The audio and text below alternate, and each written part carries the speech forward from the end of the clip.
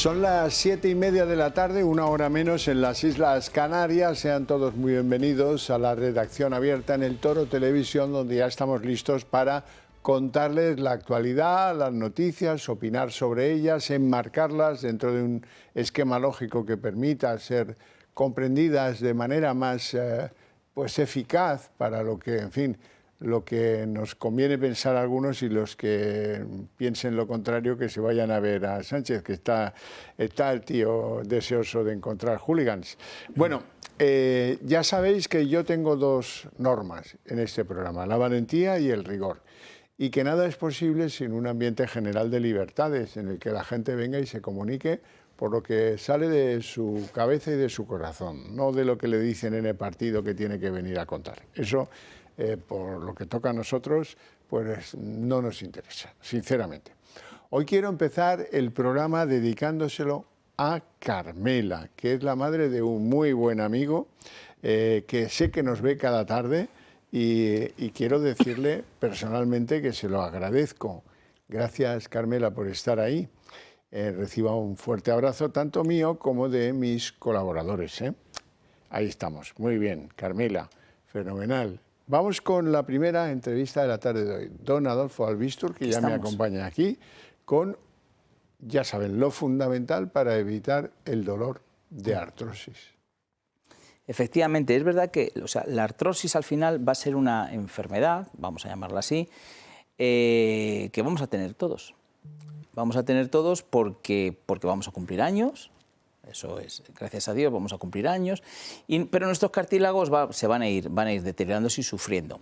Entonces, cuanto antes se empiece a tratarla, no desde el punto de vista curativo, porque no se puede curar, pero cuanto antes empecemos a tratarla, en el momento que ya empieza ciertos dolores, hay personas que empiezan, parece que el dedo meñique me duele un poquito, ya tengo la rodilla, bueno, pues ahí es el momento de empezar. ¿Por qué? Porque es un proceso que si nosotros empezamos a hacer estas terapias, podemos conseguir ralentizarlo y podemos conseguir que no haya dolor o haya el mínimo dolor posible para que no dejemos de mover, porque lo más importante es seguir moviendo. Entonces, para ello aquí he traído 4 de los productos que tenemos estrella. Uno de ellos es el que llevamos ya mucho tiempo, que son los guantes con sus ondas pulsantes. Si esto lo abriéramos y se pudiera ver lo que hay dentro, veríamos que hay una especie de cables aquí que lo que están haciendo son ondas pulsantes, que son las que penetran en esa articulación para mejorarla, para regenerar, para irrigar mejor, y luego tiene su masaje, vibración y calor. Son 20 minutitos, nos levantamos por la mañana, nos lo ponemos y luego si queremos por la noche otro ratito, que va a ir genial. Luego tenemos la rodillera. La rodillera también es algo que hemos incluso mejorado, porque aparte de llevar la terapia de luz, que es infrarrojo y ultravioleta, que van muy bien para esa articulación en concreto, también lleva la presoterapia. Presoterapia, que ya sabéis que es esa presión, extenderse y ancharse, ¿no? Ir haciendo esta presión para la circulación. Con lo cual, masaje, vibración, calor, esas rodillas que fastidian, que te hacen que no subas escaleras, que camines menos, bueno, pues nos ponemos la rodillera, que son 10 minutos. El cinturón, zona dorsal, lumbar, también es un exitazo absoluto, porque hay muchas personas que por sus posturas, ¿no?, a la hora de trabajar o estar en ordenador, pues tienen muchos dolores del lumbago y eso inhabilita muchísimo a las personas y de toda la zona lumbar y dorsal. Así que tenemos el cinturón con infrarrojo, ultravioleta, masaje, calor y vibración. Y ya por último, este producto que es nuevo, le damos el láser cervical. Este lleva más tratamientos, porque aparte de llevar lo que es el infrarrojo, lleva también el TENS, lleva la electroestimulación, lleva también magnetoterapia, y esto simplemente es colocarlo en el cuello con un mandito, nos lo damos y vamos en 10-15 minutos de sesión, vamos a mejorar muchísimo. Hay veces que los dolores de cabeza vienen por los dolores de cuello, así que también tenemos el láser cervical. Bueno, ventajas para los espectadores. Pues un teléfono. 900-730-122. Llamad ahora, no os cogemos la llamada porque ya no estamos, pero sí os la devolvemos mañana. Os explicamos bien todo, qué precios, qué descuentos os ponemos, dónde, qué productos os interesa más.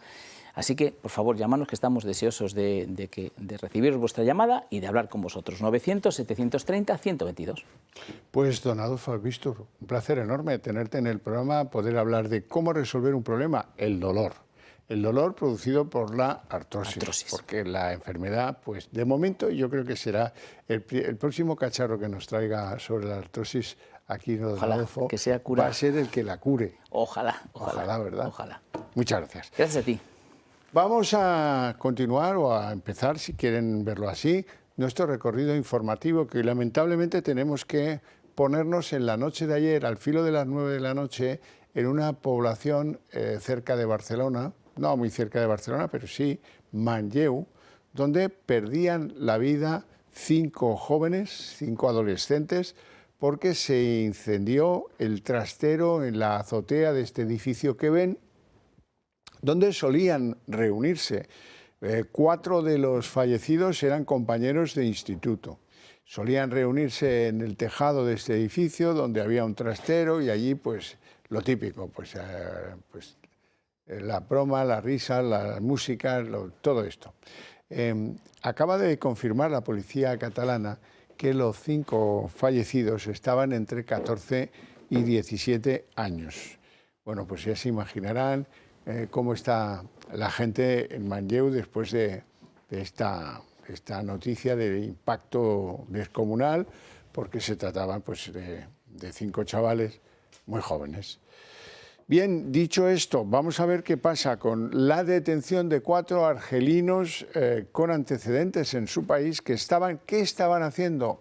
Pues tratar de regularizar su situación en España con documentación falsa. Esto no creo yo que les vaya a sorprender mucho a estas alturas, pero bueno, tienen que saber que estas cosas se producen.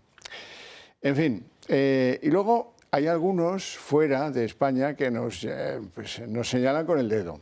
Es el caso de un señor de Luisiana que se llama Dan Brouillet, que fue secretario de Energía con Donald Trump hasta hace poco tiempo. Y este señor ha dicho algo que es muy llamativo, que alguien desde fuera, experto en energías, venga y te diga, oye, en tu casa no estáis haciendo las cosas bien. Dice este hombre que España ilustra el peligro de depender únicamente de las energías renovables, con lo que nos está queriendo decir, son difíciles de controlar, esto a veces suben, a veces bajan, cuando las necesitas no las tienes, a veces las tienes en exceso y entonces se producen, pues eso, irnos a negro como nos pasó el día del apagón. Cree que se podrán asentar dentro de un esquema lógico de inversión y de satisfacción de la demanda energética, pero a lo mejor algunos pues se han quedado un poquito atrás o lejos, o se han pasado de frenada, o se han pasado 8 pueblos. Bueno, nuestro segundo invitado en el día de hoy, don Luis María Pardo. ¿Cómo estamos? Un placer estar aquí con usted. Es presidente de Justicia Europa. Vamos a ver, ¿cómo hilamos hoy el tema de la corrupción? Sánchez es un cazatalentos. Sí, es decir, lo dice por el cabezón, ¿no? Digo, porque llega un punto en el cual uno empieza a sospechar de que caza a los mejores, ¿no? Pero en sentido perverso de la palabra. A lo mejor es porque solo los que tienen algo que ocultar, son tan fieles como para someterse a lo que tiene que haber sido los últimos años, está cerca de Sánchez. Es así. ¿Cuál es por eso? Y todas las relaciones luego personales que se tejen entre ellos, ¿no? Ahí estamos viendo... Comisiones. Ahí, exacto, comisiones, familia, y luego están todos relacionados. Al final todo acaba en la República Dominicana también. O sea, es bastante curioso cómo Sánchez ha creado una verdadera tela de araña, a mi modo de ver, de corrupción, donde magistralmente se ha llevado a los mejores, ¿no? Que la gente lo vea con la ironía y que el hombre esté hoy ahí en los 48 años de la Constitución como si con él no fuera. Como si lo hubiera escrito él. Por cierto que el presidente Trump ha dicho que esto de que se blanquee tanto en la Dominicana se va a acabar, que les da un plazo para que pongan las cosas al día y alguno debe estar que no duerme por la noche en España. Hombre, aquí lo hemos dicho en tu programa, la República Dominicana se ha convertido en el cajero, seguramente, de muchos países donde hay corrupción. No en vano, en el caso Col de la Audiencia Nacional, en el teléfono, creo que era de Víctor de Aldama, aparecían unas fotografías donde se enviaba a la gente a la República Dominicana a traerse el dinero en efectivo. y entonces se sacaban fotos encima de la cama con lo que se traían. Oye, me traigo 20.000, me traigo 25.000, me traigo 40.000, y sacaban la foto como la prueba de esto es lo que me estoy trayendo para España. Pero se iban a la República Dominicana. Sí, sí. Claro, y empiezan a haber unos nexos, ¿no? Se habla de una posible ciudadanía de la República Dominicana. Resulta que hay informaciones periodísticas que afirman que si podría estar en la República Dominicana, que Zapatero, que este, que el otro. Y bueno, que tiene la República Dominicana que no se pueda contar a la gente. Hace muy bien Trump en poner el dedo en un paraíso fiscal como puede ser la República Dominicana, donde además creo que durante meses la Unidad Central Operativa estuvo por ahí indagando a ver si encontraba algo. Bueno, vamos con el nuevo figura, Borja Cabezón, porque hoy lo que hemos sabido, documentalmente probado, porque la verdad es que José María Olmo es un tío muy serio y documenta bien sus informaciones y falla poco, digámoslo así. Lo que hemos sabido hoy es que utilizaba el mismo asesor fiscal, un hombre de Numaria, que fue condenado a 80 años de cárcel, se llama Peña, se apellida Peña, por el que, para lo mismo, para sociedades pantalla, para testaferros, para eludir el pago de la fiscalidad en España, pues ahí es donde picaron los de Cuéntame con este mismo tío. O sea que, despacho histórico, sí. Y que aparece esta persona ahí y que ahora viene publicado por José María Olmo en un trabajo excelente y donde cabe recordar de que esta persona era adjunto a la Secretaría de Organización. Es decir, era como, si no era la mano derecha de Sánchez, era el primo, ¿no? Por decirlo así.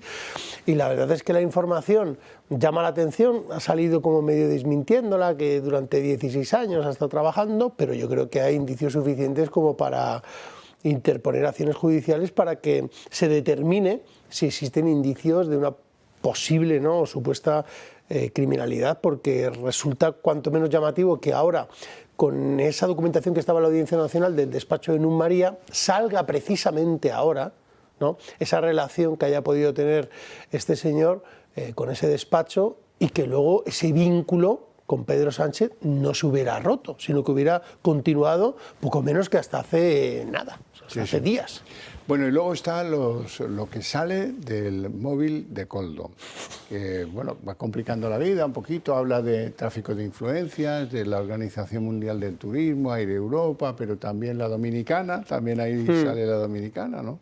Bueno, vamos a ver, aquí en tu programa nosotros hemos hablado mucho de la Organización Mundial del Turismo, de esa sede que tenía que haberse realizado, y para que los espectadores entiendan, vamos a ver, mientras que esté el interés general y se dé una sede a las Naciones Unidas para poder hacer un edificio, bueno, bien, hay un interés general y se tiene que cumplir. Bien, pero claro, yo ahora abro una hipótesis, en el momento en el que el interés general decae y lo que hay o puede haber supuestamente es el interés en el patrocinio de la carrera profesional de tu mujer, que es la mujer del presidente del gobierno, entonces ya no hay interés general. Entonces podríamos estar ante presuntos delitos de prevaricación, porque se dictan resoluciones injustas, de apropiación indebida o también de administración desleal, o lo más grave, de tráfico de influencias. El teléfono de Koldo, que ya lo avisó Víctor de Aldama en la Audiencia Nacional, Koldo iba para asesor del presidente del gobierno y acabó siendo el asesor de José Luis Ábalos en un ministerio que tiene puertos, aeropuertos, carreteras, infraestructuras. O sea, es la joya de la corona para las licitaciones. Y allí se puso a Koldo. Es decir, todo lo que hayamos podido ver en el teléfono de Aldama, no entendemos la magnitud que puede tener el teléfono de Koldo, porque él tiene conversaciones con todos los partícipes de la trama. Lo que puede salir de ese teléfono puede ser no tirar de la manta, sino hundir al presidente del gobierno. Y luego está, pues, en otro asunto, en la Audiencia Nacional, está que Aldama está que se le faltan los minutos para llevarle al juez el famoso sobre con los cupos de 250 millones de dólares en compra de petróleo venezolano. Hay varias hipótesis. Financiar claro. el sobre. Pueden ser los cupos, pero yo entiendo que puede haber algo más. Pueden ser los justificantes de las transferencias bancarias realizadas a un determinado número de cuenta de una determinada persona. Puede ser una carta certificada de Delcy Rodríguez, porque no hay que olvidar que Víctor de Aldama se llevaba muy bien con Delcy Rodríguez, ¿no? Y hay que ir un poco para atrás, estamos hablando de 2020, 2021, y también era su seguro, ¿no?, ante todo lo que estaba pasando. Lo que está claro es que Víctor de Aldama, a mi modo de ver, sobre todo en una estrategia muy correcta de la defensa, lo que no quiere es dar ese sobre a la justicia sin que se le asegure que se va a cumplir, por lo menos con el Código Penal en la mano, todas las reducciones que pueda tener de condena. Claro, ¿cuál es el primer juicio? El caso Koldo, el tema de las mascarillas. Yo creo que si ahí Aldama percibe la voluntad de la Fiscalía Anticorrupción de cumplir para que él, si no ingresa en prisión, básicamente por 2 o 3 meses podría tener esa pena suspendida, yo creo que ahí será el momento en el cual dirá, ellos han cumplido, yo cumplo, yo entrego la cabeza, no sé si del presidente del gobierno, quizás de Zapatero o de cualquier otra persona con ese famoso sobre. Sí, sí. Bueno, ¿y de Begoña Gómez alguna novedad? Bueno, de Begoña Gómez tenemos la Organización Mundial del Turismo, sí, y que a día de hoy, por lo que hemos podido saber, también por los medios de comunicación, no ha entregado ese famoso pasaporte o los pasaportes que pueda tener, y por tanto pues el juez creo que requirió hace varias semanas 10 días le daba de plazo para que los servicios, decirlo así, de información del Ministerio de Interior por el trámite Schengen informaran de todas las salidas y todas las entradas que haya tenido ese pasaporte para marcharse del país o regresar del país y cumplir así con esa providencia que había ordenado el juez, con además un apercibimiento de que en el caso de que no se entregue podrán incurrir en un delito de desobediencia el funcionario que tenga la obligación de dar la comunicación, sí, al juez y no lo haga. Pues ese me da la impresión que lo van a tener que dar por sexto delito. Sería curioso saber cómo se podría entrar en el Palacio de la Moncloa, que es una residencia oficial del presidente del gobierno, pero que en este caso sería un domicilio de una persona. Porque claro, el juez no puede, lo dice él, no puede ordenar un registro del Palacio de la Moncloa. Pero yo te hago una pregunta. Si el presidente no viviese en Moncloa y viviese en otro domicilio, ¿podría registrarse? Pues sí, obviamente. ¿Por qué su domicilio? Porque, claro. Claro. Pero a nosotros seguramente la policía vendría a nuestro domicilio y requisaría todos los pasaportes. Hombre. Y aquí la señora Begoña Gómez, que no tiene ningún estatus, porque no lo tiene. Ya habría pasado. Ya habría pasado, efectivamente. No estaríamos ni aquí hablando de esto. Bueno, Luis María, muchas gracias por esta visita, aunque breve, explicativa. Iremos viendo a ver si cerramos algo, porque hay varios asuntos que están, que sí, que no, que si en mayo, que si...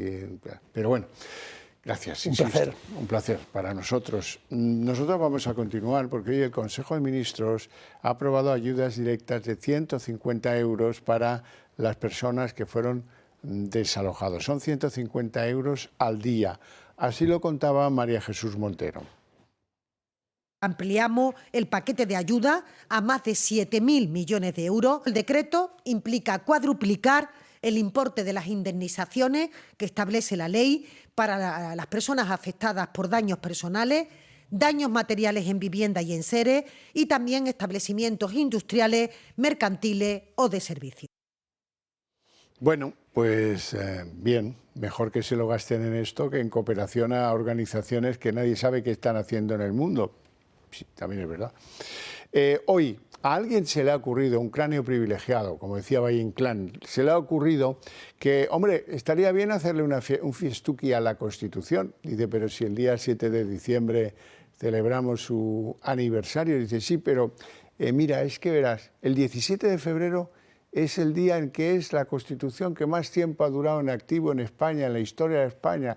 Tampoco es como para presumir, es muy poco tiempo, pero bueno, hay algunos que se les hace la boca agua.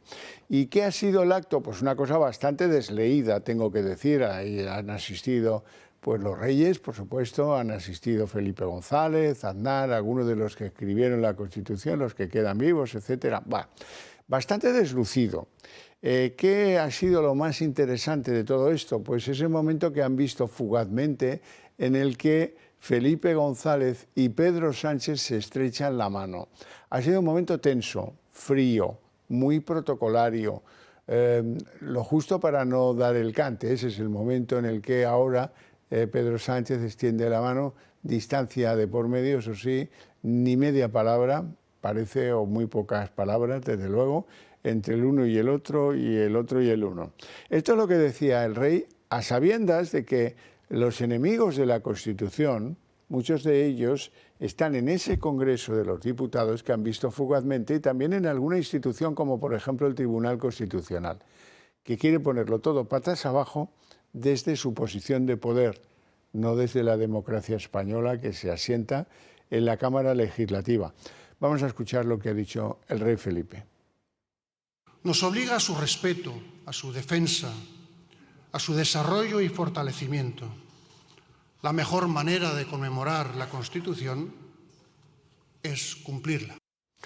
La mejor manera, desde luego, es cumplirla y no conspirar contra ella, ¿eh? O sea, vamos a ver, no asaltar instituciones para cumplir el capricho de Sánchez, por ejemplo, verbigracia, la amnistía de Puigdemont. ¿Qué hace el Tribunal Constitucional o qué va a hacer dentro de relativamente poco tiempo? Pues decir que el delito de malversación no puede objetarse para la no aplicación de una amnistía y que por lo tanto puede volver Puigdemont. Vale. ¿Y eso qué? ¿Eso no es violentar la Constitución? ¿Pasarse por el arco del triunfo lo que ha dicho el Supremo contra ese señor? ¿O la ley de huelga? No, la vamos a hacer aquí, los 7 compinches de Cándido Conde Pumpido, y esto se hurta a la democracia.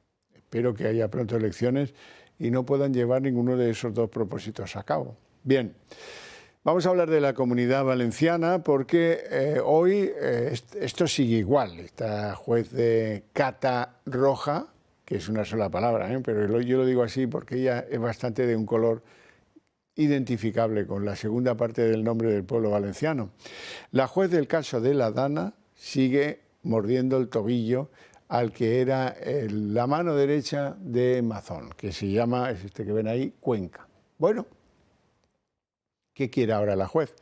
Quiere ver los WhatsApps y los Telegram que envió desde sus móviles este señor Cuenca, que naturalmente le tiene ahí imputado, en fin, tal. Ya veremos si eso sirve para algo o es un poco ya rizar el rizo, porque dimitido Mazón, pues esto tendría que haber pues decaído, al contrario, ¿qué va? Bien, y de esto nos vamos a la droga. Como siempre tengo abundantes ejemplos, ya sabéis que quiero cambiar el tratamiento que le damos a la droga en la sociedad española, pero lo mejor será que lo explique con ejemplos y con imágenes. Hay una red entre Catania, Italia, y Barcelona, España, que se dedica al tráfico de hachís y de marihuana. 12 detenidos, así en un rato, ¿verdad? Esto es lo que os podemos contar de, en fin, la plantación que tenían, nada, lo de siempre. De ahí nos vamos a otra imagen muy relevante, es la que vais a ver a continuación, donde han encontrado 600 kilos de cultivo de marihuana. Disponían del kit básico, el kit básico de narcotraficante, que supone tener armas cortas y largas, tener billetes en abundancia, teléfonos en abundancia, coches de alta gama, bueno, y sobre todo el dineral que les da su negocio de la marihuana. 5 detenidos.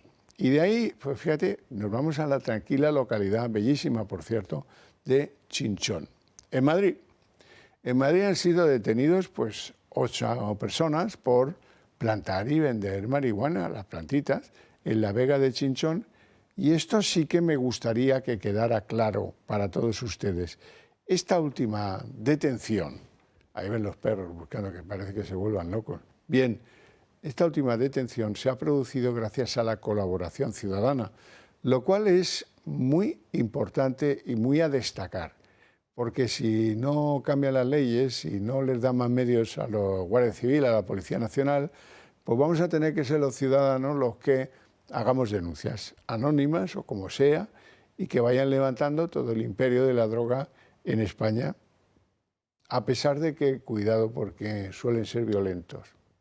Bueno, pues vamos a ver algo del panorama internacional, porque es curioso lo que está pasando en Irán. Prometo abordar este tema con mayor enjundia mañana o pasado. Irán y Estados Unidos están hablando, están conversando en Ginebra. Han empezado hoy. Trump dice que él tiene una participación indirecta, no se quiere complicar la vida porque no se fía nada de los ayatolás de Irán, y hace bien. Mientras eso sucede, que podría significar pues, que si se firma un acuerdo de no proliferación nuclear, que tranquilice la región, ¿a qué está jugando Irán? Pues una vez más al doble juego, a sentarse a hablar con los enviados de Trump, pero como decía hoy el ayatolá Ali Khamenei, amenaza con hundir el portaaviones estadounidense que está patrullando cerca de las costas de Irán. Así es que no se puede aspirar a bajar la tensión en la región y producir pues la tensión misma con amenazas de este calibre. ¿Podría hacerlo? Pues los expertos militares dicen que por si acaso relajemos la tensión y que se aleje un poquito el portaaviones para no irritar al ayatolá Khamenei. ¿Y qué es lo que dice Trump? Esto de que él está indirectamente en las conversaciones. Así que estaré involucrado en esas charlas de forma indirecta y será muy importante. Veremos lo que ocurre, pero por lo general Irán es un negociador duro. Diría que son malos negociadores porque podríamos haber llegado a un acuerdo en vez de enviarles nuestros aviones para que acabasen con el arsenal nuclear. Espero que sean más razonables esta vez. ¿Quieren un acuerdo? No creo que quieran conocer las consecuencias de no hacerlo.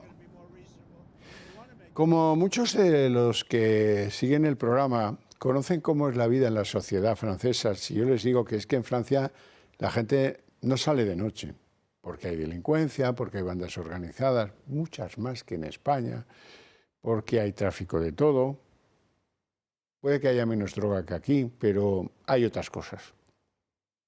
Bueno, una de las cosas que hay son peleas multitudinarias en el mundo del fútbol, pero en el mundo de la sociedad también. En la última de esas guerras multitudinarias, un grupo vinculado a la formación izquierdista de Jean-Luc Mélenchon, que es de origen español, creo que concretamente murciano, y una organización pues, contraria a los extranjeros, xenófoba por tanto, pues en un encuentro a golpes pues, se produjo la muerte de un joven militante de un partido de la derecha radical, que se llamaba Canton. Como Tarantino, sí, pero pronunciado a la francesa. Esto es lo que pasó y esto es lo que está poniendo en un brete a la formación de la izquierda en Francia de Jean-Luc Mélenchon. Francia se vuelve a convertir en un polvorín. Está sumida en un clima de violencia en medio de una precampaña electoral. Quentin Deranque, de 23 años, estaba el jueves pasado trabajando como personal de seguridad en una manifestación organizada contra Rima Hassan, una eurodiputada del partido La Francia Insumisa. La concentración se convirtió en una batalla campal, cuando un grupo de extrema izquierda apareció en escena. Un grupo de militantes, los cuales la policía cree que formaban parte del grupo La Joven Guardia, una organización disuelta el año pasado perteneciente al partido de Jean-Luc Mélenchon. Acorralaron a 3 jóvenes, 2 se consiguieron zafar. Quentin no tuvo la misma suerte. Recibió una paliza en el suelo, indefenso. Unos radicales le propinaron patadas, puñetazos en la cabeza, lo que le provocó múltiples contusiones. Su abogado describió los hechos como un linchamiento con patadas en la caja craneal de naturaleza mortal. Falleció en el hospital de Lyon el sábado. La portavoz del gobierno francés afirma que hace años que la Francia insumisa crea un clima de violencia, que tiene vínculos demostrados con grupos violentos de ultraizquierda. Por ello asegura que tienen una responsabilidad moral en esta situación exacerbada. Por su parte, el partido de Mélenchon rechaza cualquier vínculo con lo ocurrido. Su familia ha declarado que no tenía antecedentes judiciales y ha rechazado que se lo considere como un extremista violento. La Fiscalía francesa ha confirmado que se ha abierto una investigación por homicidio voluntario. El ministro de Justicia ha dicho que fue la extrema izquierda la que lo mató, que eso es algo innegable. El presidente francés dejó un mensaje en su perfil de X. En Lyon, Quentin fue víctima de un estallido de violencia sin precedentes. Perdió la vida con tan solo 23 años. A su familia y seres queridos les hago llegar mi pensamiento y el apoyo de la nación. En la República ninguna causa, ninguna ideología justificará jamás el asesinato. Por el contrario, el propósito de nuestras instituciones es es civilizar los debates y proteger la libre expresión de argumentos. Es esencial procesar, llevar ante la justicia y condenar a los autores de esta atrocidad. El odio que mata no tiene cabida en nuestra sociedad. Hago un llamamiento a la calma, a la moderación y al respeto. Bueno, pues antes de irnos a publicidad, permitidme que os hable del Club de Amigos del Toro Televisión. Seguramente ya habréis comprobado que compartimos algunas ideas, vosotros y nosotros, y que queremos llevarlas al conjunto de la sociedad española, ustedes y nosotros. Bueno, ¿y por qué no confiar en nosotros para hacerlo? Que tenemos la voluntad de ser esa correa de transmisión, ¿por qué no deciden apoyarnos para que podamos hacerlo y podamos ir a la vez un poco más deprisa en que esas ideas las compartan cada vez más españoles? Bien, si llegan a ese convencimiento hay dos maneras muy sencillas de vincularse y de apoyar este proyecto. La primera, hacerse miembro del Club de Amigos del Toro Televisión. Se arregla en 5 minutos. Hay que llamar, eso sí, al teléfono que aparece ahí en pantalla, 916162464. Y en 5 minutos arreglado. Segunda opción, ventajosa para ustedes, ventajosa para nosotros. ¿Qué tal si se plantean hacernos una donación a nuestra fundación que redundará en que un porcentaje elevado de la cifra donada se lo puedan desgravar cuando llegue la declaración de la renta del año 26? Así es que esto es lo que los cursis llaman una operación ganador-ganador, porque salimos ganando ustedes y nosotros.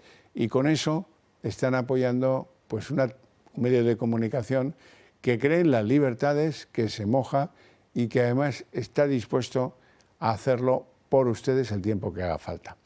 Nos vamos ahora sí a publicidad. ¿Y si mañana se va la luz otra vez? Que no te pille por sorpresa. Con las baterías de Comunidad Solar, tu casa sigue funcionando aunque falle la red eléctrica. No necesitas placas solares ni instalaciones complicadas. Solo conectar, almacenar y tener energía lista cuando más la necesitas. Seguridad, ahorro y tranquilidad, incluso si vives en un piso. Entra en comunidadsolar.es, sección baterías, y protégete sin complicaciones o llama al 980 28 12.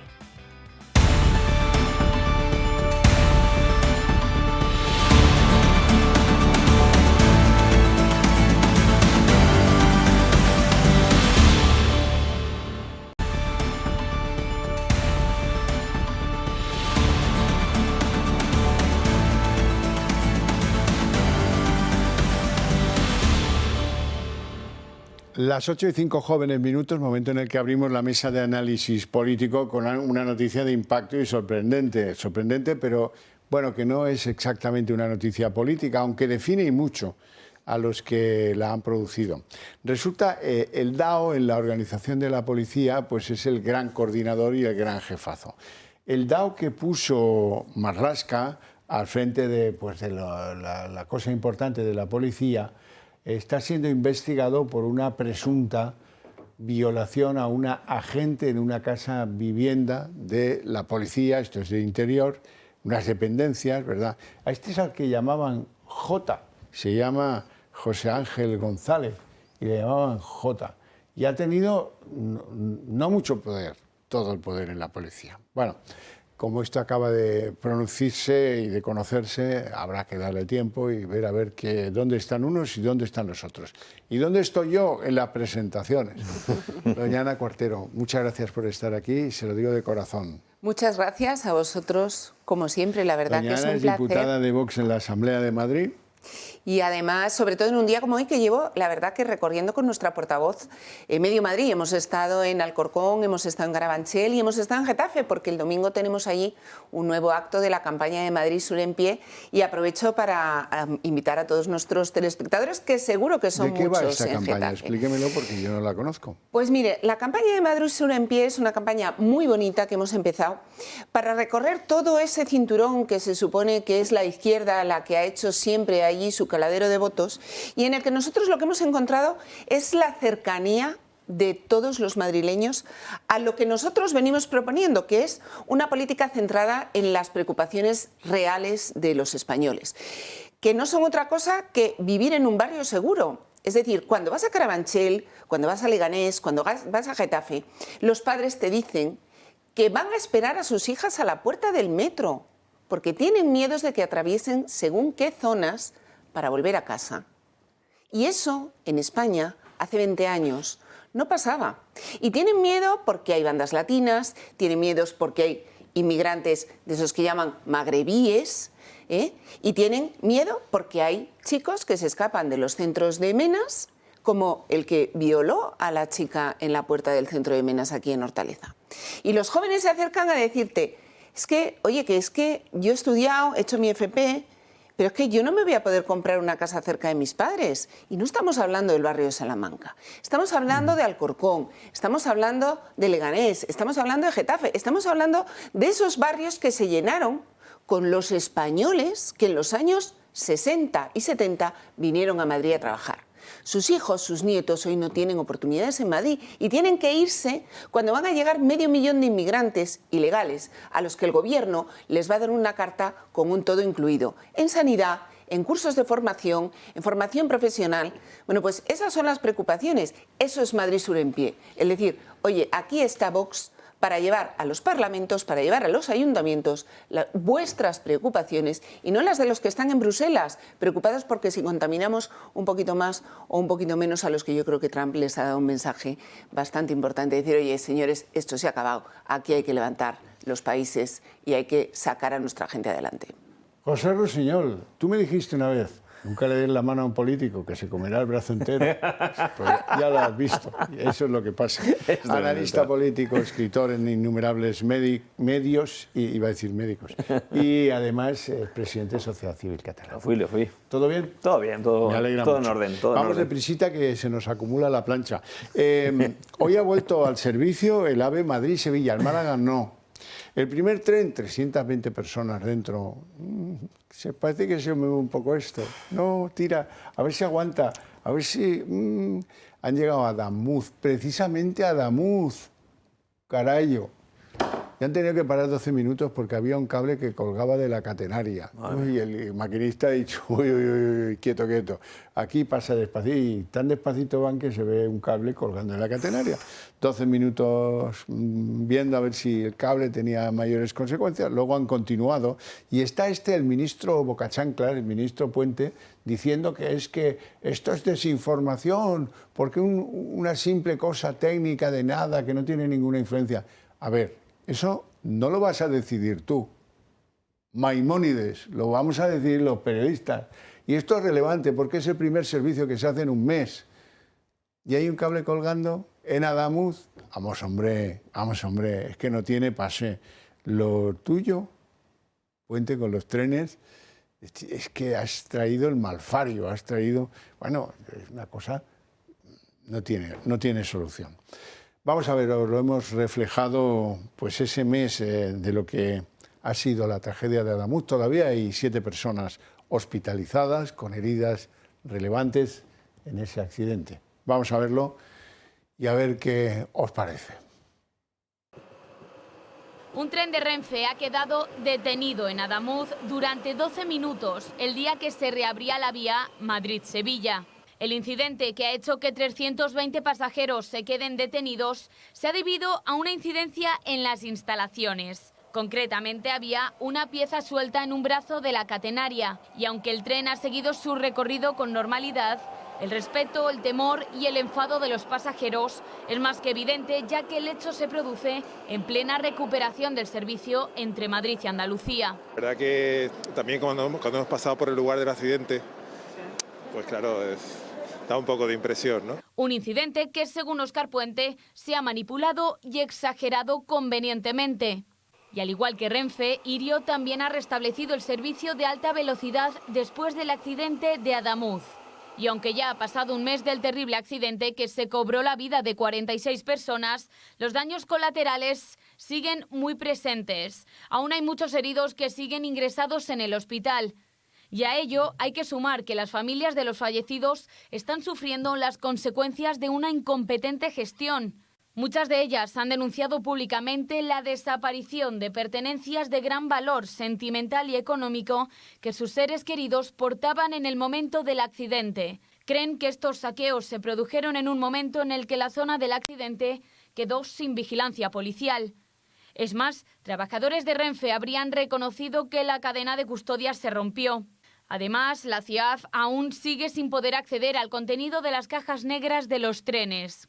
Lo normal es que justo después del accidente los equipos de seguridad de Renfe, Irio y Adif recojan estos datos inmediatamente y después envíen una copia certificada a la CIAF. Algo que no ha ocurrido, que resulta inusual y que demorará la investigación del accidente. Y a todo ello hay que sumar la desconfianza de los pasajeros en la red ferroviaria española. Es Puente, que es Malfario, le ha traído la negra a la industria del tren. Es que es tremendo. El otro día fui a Barcelona y tardé casi 4 horas y media en llegar a Barcelona. El tren Renfe paró en 3 ocasiones con todo el criterio del maquinista, que me parece correcto. Es decir, que la tripulación del tren se veía angustiada, se veía que lo pasaba mal. Claro, yo viajo en tren cuando me toca, pero gente que está todos los días, 12 horas muchas veces en los trenes, no saben qué va a pasar y se le veía, la interventora, las azafatas se le veían con cara de preocupación, y no solo por ellas, sino también por los pasajeros. De hecho, una de estas profesionales vinieron diciendo: señores, que cada uno esté en su sitio, por favor, ya saben lo que ha pasado, no se cambien de sitio por si las moscas. Tú imagínate la presión psicológica que supone esto. Ellos han visto cómo maquinistas han muerto en su quehacer, han visto cómo un compañero suyo desde la tripulación ha muerto, han visto cómo un compañero suyo ha estado más de 1 hora y media con las piernas rotas, atrapados entre los hierros y sin estar atendido. Es que es tremendo. Y después de todo esto, 47 muertos, tanto tiempo, y Óscar Puente sigue siendo ministro. Sí. Pero sobre todo sigue siendo ministro.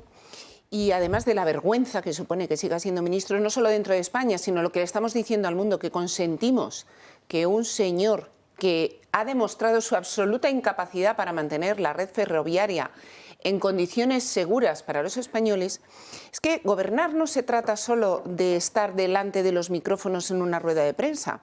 Es que creo que la situación ferroviaria está para que se tomen decisiones muy serias. Cuando tú hablas, la gente sobre todo lo que le tienes que informar. Necesitamos un ministro que sea capaz de ponerse delante de la gente y decirle: no estoy en condiciones de asegurarles la seguridad personal suya cuando viajan por encima de los 150, 200 kilómetros por hora. Por lo tanto, lo equivalente a un estado de alarma, tienes que coger la sartén por el mango y decir: no el tramo de Adamuz, señores, hasta que no les pueda asegurar que toda la red ferroviaria está lo suficientemente segura como para que los trenes circulen, tenemos que tener un plan de contingencia.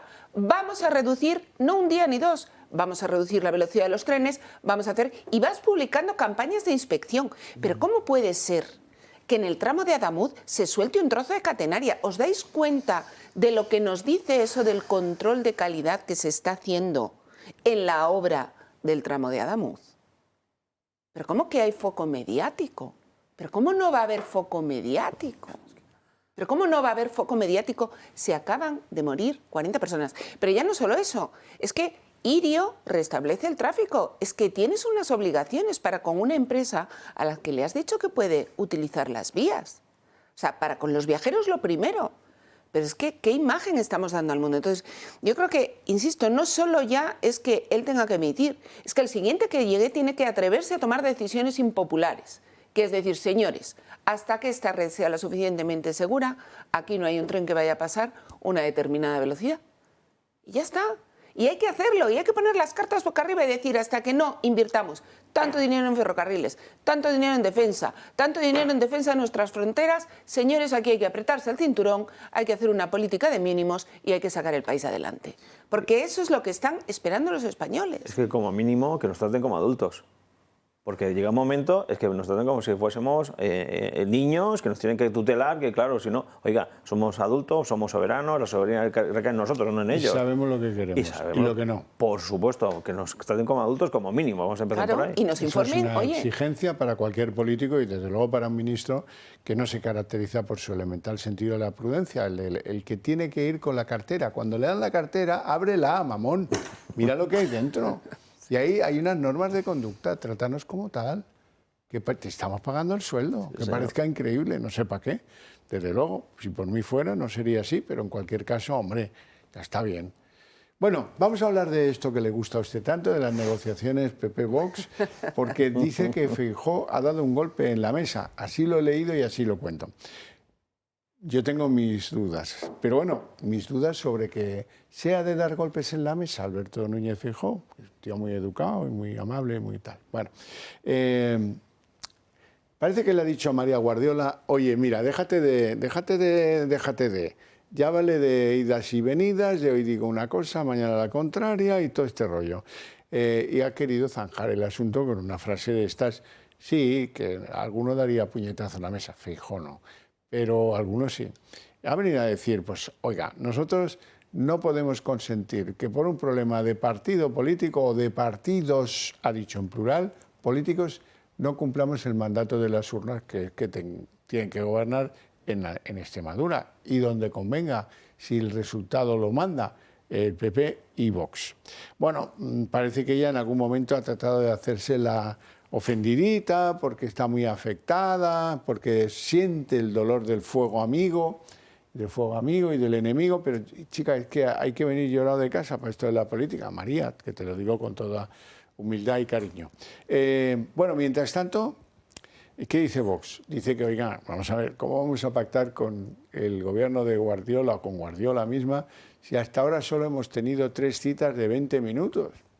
Y luego están las elecciones de Castilla y León que van a venir ya en menos de un mes. Y ahí dice Mañueco que, bueno, que está abierto a gobernar con Vox siempre que el pacto dure 4 años. Pero bueno, es que a lo mejor para que eso se pueda producir hay que cumplir el pacto, porque si no, ¿qué otra cosa puede hacer el que firma el pacto con el que manda en la comunidad? Y por cierto ha dicho una cosa que no puede cumplir, y eso me gusta poco en política. Ha dicho que impuestos cero para los que vayan a vivir a la España vaciada. Pero eso no lo puede cumplir ni Alfonso Fernández Mañueco, ni el Surcorda, nadie. Pero bueno, las promesas electorales ya sabéis cómo van.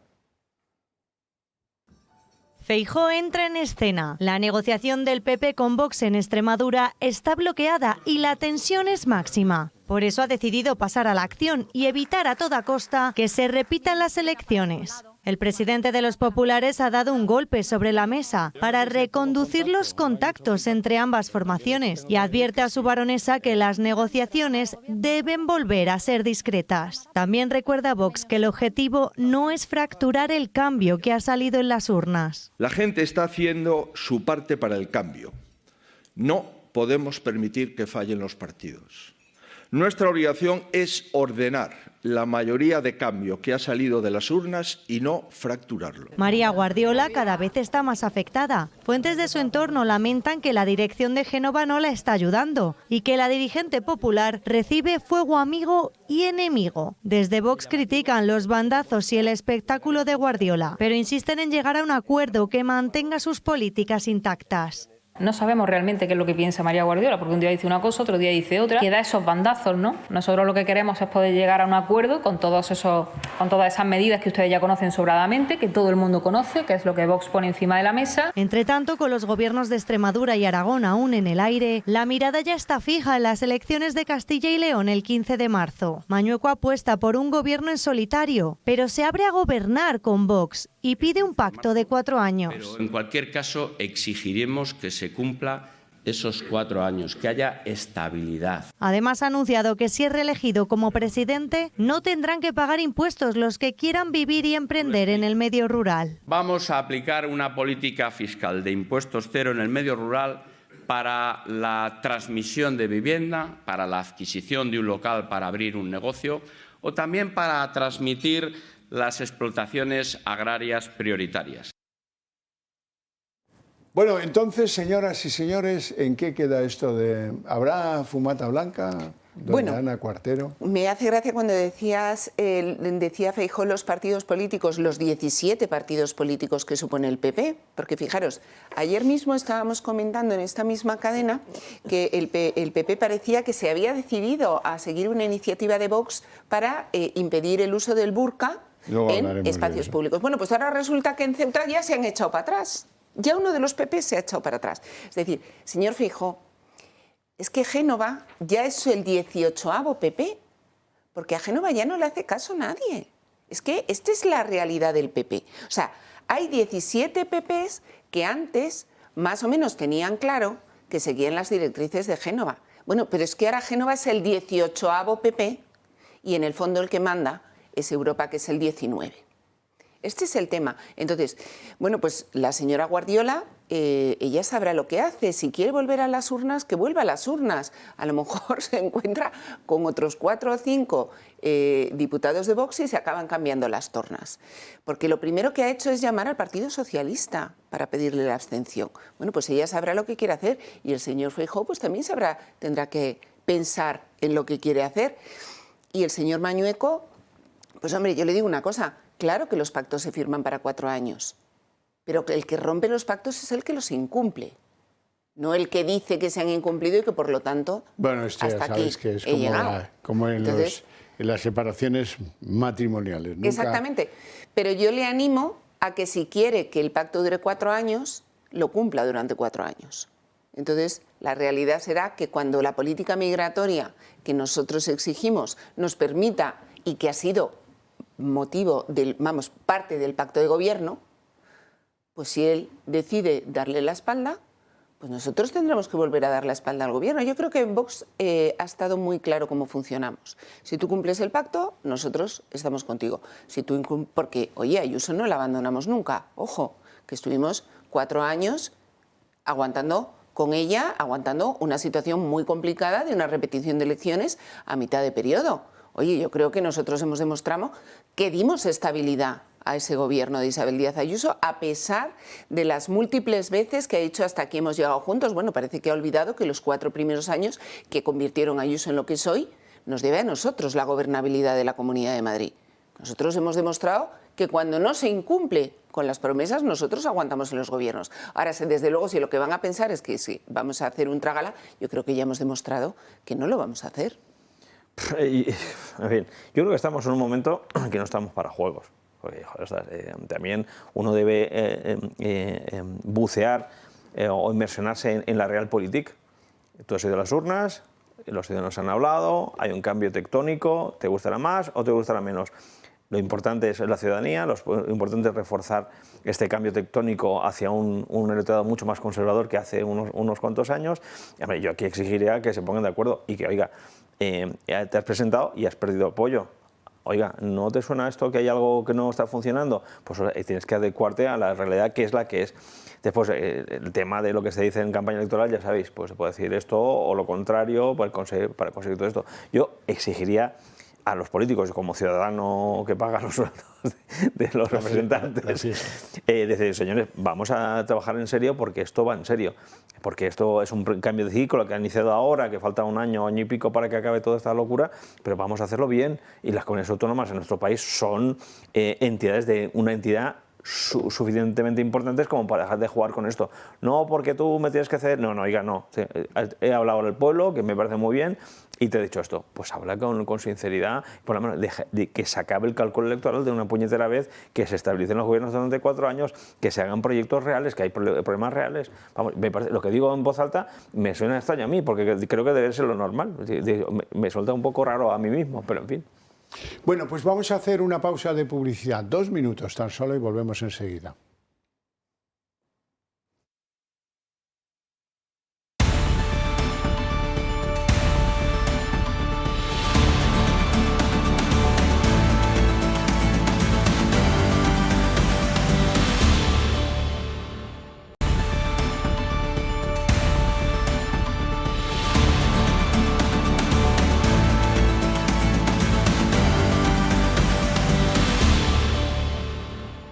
Son las 8:29, continuamos nuestro azaroso viaje informativo.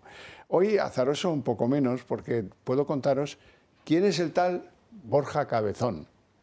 Borja Cabezón, además amigo íntimo de Pedro Sánchez, que le aupó, por ejemplo, a ser consejero delegado de una empresa pública, que le quiso meter en la Casa de América aunque fuera en pellones, que le protegió y le bendijo cuando, antes que todo esto, trucaba las primarias de Majadahonda.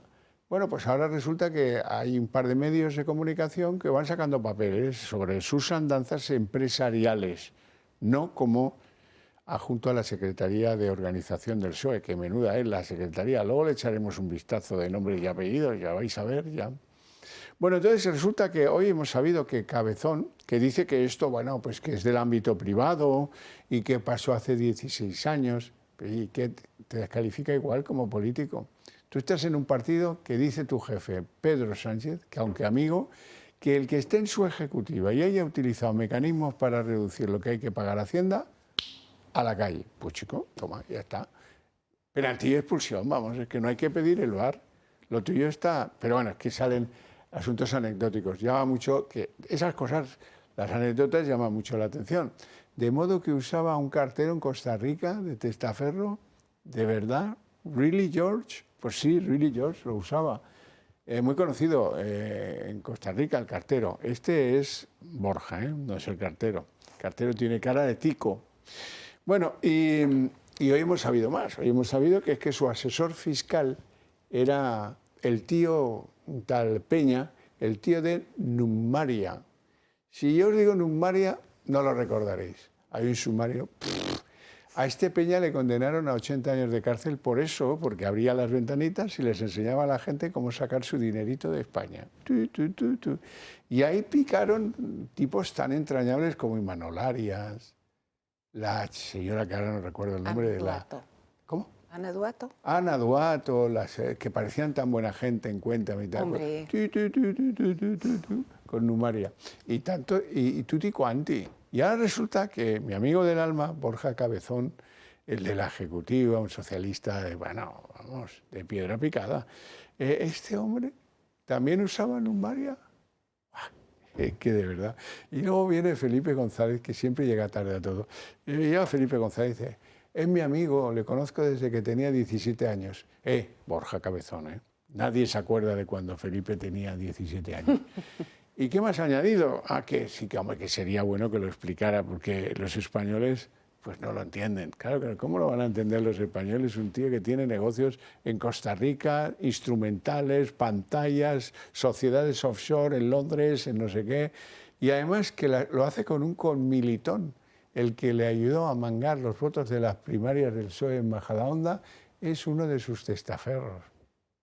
La familia que roba unida permanece unida. El latrocinio produce unos lazos que son como cadenas. Una cosa tremenda. Bueno, vamos a ver las novedades del caso de Borja Cabezón. Este es el documento de Hacienda que acredita que Borja Cabezón estaba vinculado con un entramado mercantil ligado a Costa Rica diseñado para no pagar impuestos. En esta tabla de la agencia tributaria aparece el apellido de Cabezón junto con el nombre de la sociedad británica Glengrove Limited, la mercantil que usó para desviar los beneficios de su empresa española y pagar un 80% menos de impuestos. Los documentos que implican al protegido de Sánchez y que actualmente es adjunto a la Secretaría de Organización del PSOE fueron intervenidos por Hacienda y la UDEF, la Unidad de Delincuencia Económica y Fiscal de la Policía Nacional. En 2016, en Numaria, un despacho en Madrid especializado en asesoramiento tributario a estrellas y grandes fortunas, que dirigía el fiscalista Fernando Peña, que fue condenado a 80 años de cárcel por montar decenas de estructuras como la de Cabezón. Algunos de sus clientes fueron Ana Duato o Imanol Arias, que tuvieron que sentarse en el banquillo por defraudar a Hacienda.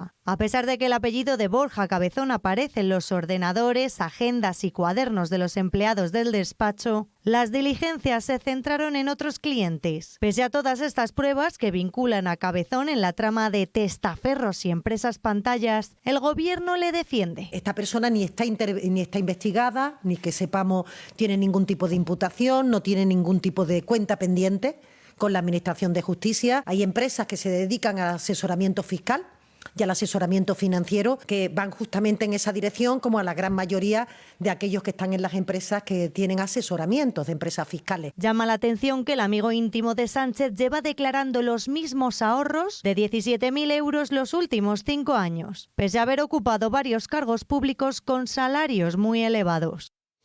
Bueno, esto es estupendo, ¿eh? Que está la cosa, hay documentos, hay papeles, ¿eh? Y no, esto no tiene importancia. Hoy le han preguntado a María Jesús Montero y dice, no, oiga, vamos a ver, que eso son... Es que la gente acude a los asesores fiscales, ¿qué le vamos a hacer? Dice, sí, pero nada, yo no creo que haya nada. Y no puso la mano al fuego ni nada. Sí. Yo me pregunto por esto. No le queda. Yo ya no doy abasto, ¿eh? Y yo, al final, cada vez que tengo a alguien del Partido Socialista cercano al actual Ejecutivo, siempre digo presunto. Ya preventivamente, ¿sabes? Porque al final se llamará el presunto Partido Socialista Español, porque es que llega un momento que no doy abasto de cuánta presunción de inocencia tengo que decir para evitar que nadie diga que no digo presunción de inocencia. Con lo cual, cada vez que hablemos del PSOE, si me permitís, voy a decir el presunto PSOE, el presunto Partido Socialista, porque es que llega un momento que ya no sé, ya se me escapa todo, porque da la sensación de como una especie de imán de presuntos que se acercan a un núcleo central de presunción. No sé cómo decirlo. Presuntamente. Presuntos presuntados. Sí. Bueno, la verdad es que es tremendo, pero yo creo que lo más importante es lo que dice Pepe. Es que estamos ante clarísimamente una gran organización criminal. Yo cuando estaba viendo Borja Cabezón estuvo en la Asamblea de Madrid, ¿no? O sea que en cierto modo te puedes identificar con aquellos, digamos, en lo que debería ser una vida normal. Yo es que no lo entiendo. O sea, yo os lo digo de verdad, yo llevo toda mi vida trabajando y no he tenido nunca, o sea, ¿No conoce al cartero de Costa Rica? No conozco testaferros, no he tenido nunca un capital como para llevármelo a la República Dominicana. Entonces, lo que os quiero decir con esto es que no es fácil para una persona sola acceder a testaferros en la República Dominicana. Es decir, aquí hay una red de contactos que te presentan al testaferro, te ayudan a conseguir ese pequeño capital, o sea, esto es en lo que se ha convertido los partidos políticos, en un lobby de corrupción. Esta es la realidad en España, porque os aseguro que es que yo, y os habrá pasado a vosotros, es que en toda mi vida profesional, es que nunca he estado ni cerca de estas cosas. Entonces, de verdad, ¿qué hay? ¿Qué hay detrás de un partido como el Partido Socialista para que cualquier diputado que ha ocupado un cargo, que es que no ha sido ministro, que es que no ha tenido, dice, sí, cargos dentro del partido, sí, pero diputado raso en la Asamblea de Madrid, ni siquiera uno de los más conocidos, un sueldo de 3.500 euros al mes? Oye, con un sueldo de 3.500 euros al mes no se contrata un testaferro, no se hace un patrimonio como para tener inversiones en República Dominicana, os lo digo yo. Por mucho que seas soltero y sin compromisos. ¿Y Sociedades Pantalla en Londres? Y Sociedades Pantalla en Londres, entonces... Bueno, ¿sabe por qué yo la aprecio tanto? ¿Por qué? Porque me deja los toros en suerte. Perfecto. Vamos a ver quiénes han sido secretarios de organización en el pasado reciente del PSOE y seguro que no se acordaban de alguno. Ya verán. Que Borja Cabezón, adjunto a la Secretaría de Organización del PSOE y amigo íntimo de Pedro Sánchez, haya usado presuntamente empresas falsas y testaferros para evadir impuestos, ha hecho que pongamos el foco en la Secretaría de Organización del partido. Y lo cierto es que no ha tenido los mejores líderes al frente. Si echamos la vista atrás, nos topamos con el ahora ministro Óscar López, que después de dirigir sin éxito varias campañas electorales, acabó siendo candidato en Castilla y León y perdió por 22 puntos en una época en la que todavía ni existía Podemos. Años más tarde llegaron a la Secretaría perfiles que se han sentado en el banquillo y que incluso duermen o han dormido en Soto del Real. Hablamos de José Luis Ábalos, quien habría especulado con mascarillas en mitad de la pandemia y quien presuntamente habría recibido mordidas a cambio de adjudicaciones de obra pública. Lleva meses entre rejas junto al que fuera su asesor. Ambos están investigados por presuntos delitos de cohecho, tráfico de influencias y blanqueo de capitales. La Fiscalía pide para el exministro 24 años de prisión. Más tarde llegó Santos Cerdán, que también ha estado meses encarcelado en Soto del Real por delitos como integración en organización criminal, cohecho y tráfico de influencias. Según el juez, el rol de Cerdán fue primordial en el cobro y distribución de comisiones ilegales. Y a ello hay que sumar, según el magistrado, su influencia en nombramientos clave dentro de transportes y su participación en Servinavar, una de las empresas investigadas en esta trama. Y para sustituir a Cerdán sonaba el nombre de Paco Salazar. Sin embargo, horas antes de ser nombrado, fue acusado de acoso sexual y de abuso de poder por otra mujer del partido, por lo que se vio obligado a dejar todos sus cargos. Y por si todo esto fuera poco, ahora la polémica gira en torno a Borja Cabezón, un adjunto de la Secretaría que presuntamente habría evadido impuestos a través de sociedades falsas y testaferros de Costa Rica. En definitiva, una Secretaría de Organización que, lejos de proyectar una imagen de eficacia y solvencia, ha encadenado en los últimos años una sucesión de polémicas y graves escándalos judiciales. ¿Cuál es entonces la gestión y la ética de la dirección orgánica del PSOE?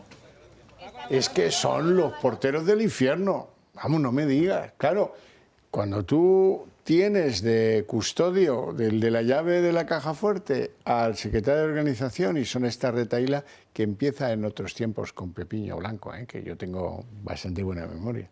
Y entonces, pues lo que es evidente es que algo sucio te guardan, ¿no? Porque si no, pues gente normal, gente que administra eso con eficacia, que lo tiene todo niquelado, que no pagan sobres con lechugas, chistorras y no sé cuántas mandangas, y que no reciba señoras que vienen como Papá Noel con una bolsa de plástico negro y 45.000 euros. Me llamo Carmen Pano. Esa.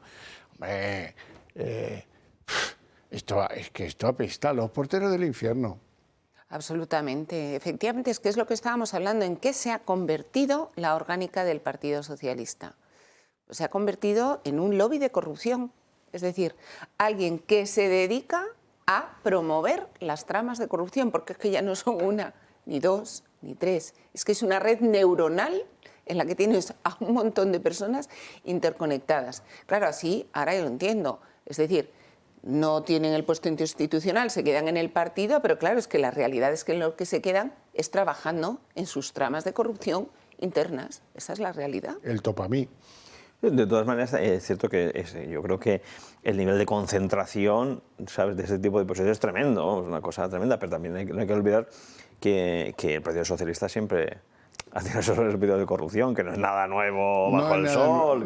Alguna pista ahí. Algo hay por ahí que ahora se ensalzan a los ex líderes del Partido Socialista. Exacto. Y se borra un poco la memoria, ¿sabes? Cosas que ocurrieron. Filesa, Maresa, los huérfanos de la Guardia Civil, el BOE. El convoluto. Es que empiezas a tirar, Filesa, a tirar. Malesa. Entonces la pregunta es un hilo conductor, ¿sabes? Desde el Partido Socialista con la transición, ahí empezaron a pasar cosas, porque no es normal. Lo que es anormal es la concentración. Es que tan rápido, Peugeot, tac. Pero es que ves al Roldán, en la foto del Roldán, ¿sabes? Ahí en ropa interior, ¿no? En ropa interior, allí con señoras que fuman y hablan de tú. Digo, hombre, por favor. Eso también es una constante. Eso también es, digo. Mira, también te agradezco que me pongas el tono en suerte, porque yo a esta chica no sé cómo llamarla. El nombre no debe ser ni verdad. Dice llamarse Anaís. Esta es la que estaba en casa en los bajos, propiedad de Ábalos en Valencia, en el momento en que llega la UCO.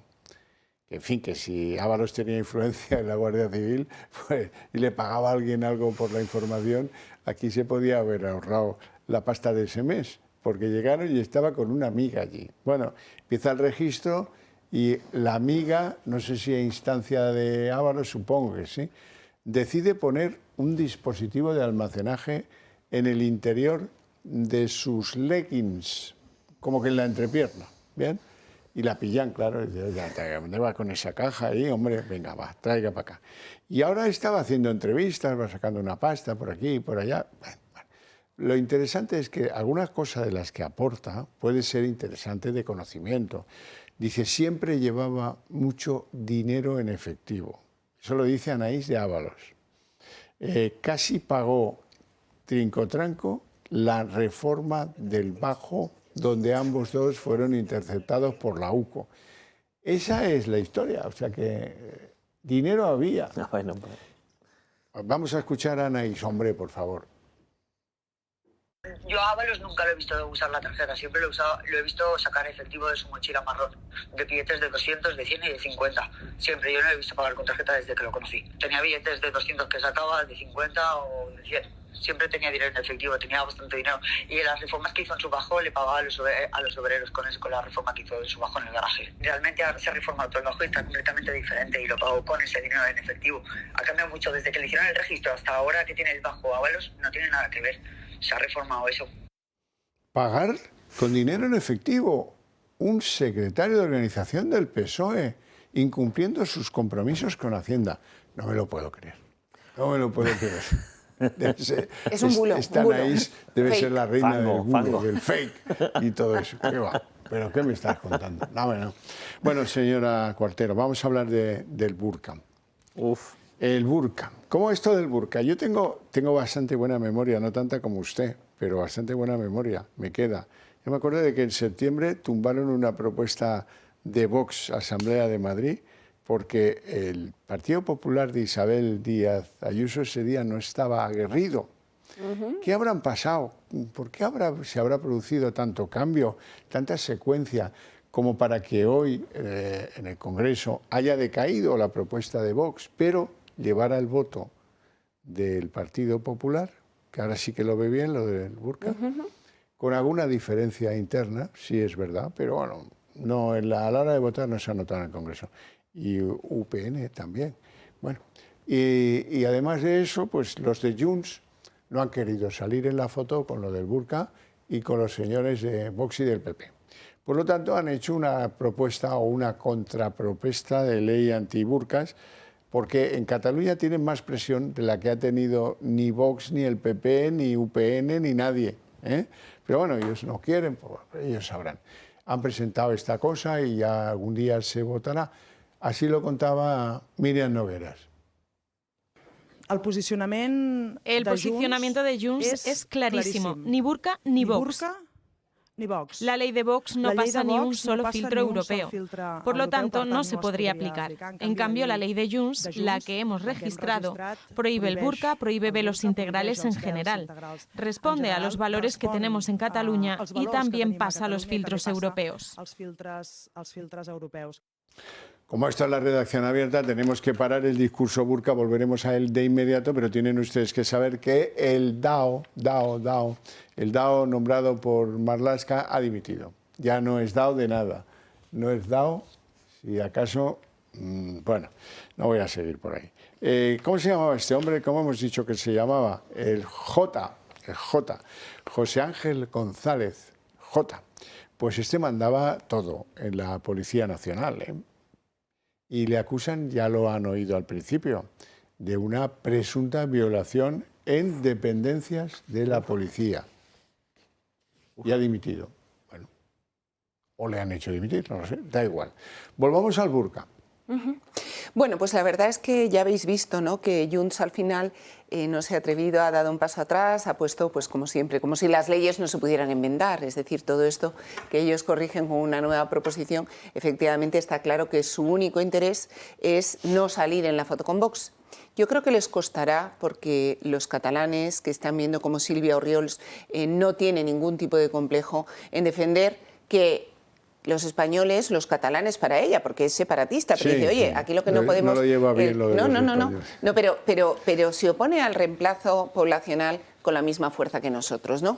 Entonces yo creo que los de Junts, ya los ves ahí todos en las declaraciones intentando hacer como estamos unidos, somos muchos, sí, pero estáis solos. O sea, se ha visto claro, estáis más solos que la una. Habéis perdido una oportunidad por el miedo a Pedro Sánchez y a que convoque las elecciones antes de tiempo. Habéis perdido una oportunidad de intentar sobrevivir en Cataluña. Pero a mí la verdad es que eso ni me importa ni me preocupa. Lo que yo creo es que lo que ya está muy claro es que los españoles tienen claro que el burka no, y que el velo islámico tampoco. Y que lo que hizo Isabel Díaz Ayuso de comparar a una niña con velo con una que porta un crucifijo en su pecho fue una absoluta barbaridad. Que por supuesto nosotros no vamos a perseguir a nadie que lleve en su ámbito familiar el velo o lo que considere el hijab.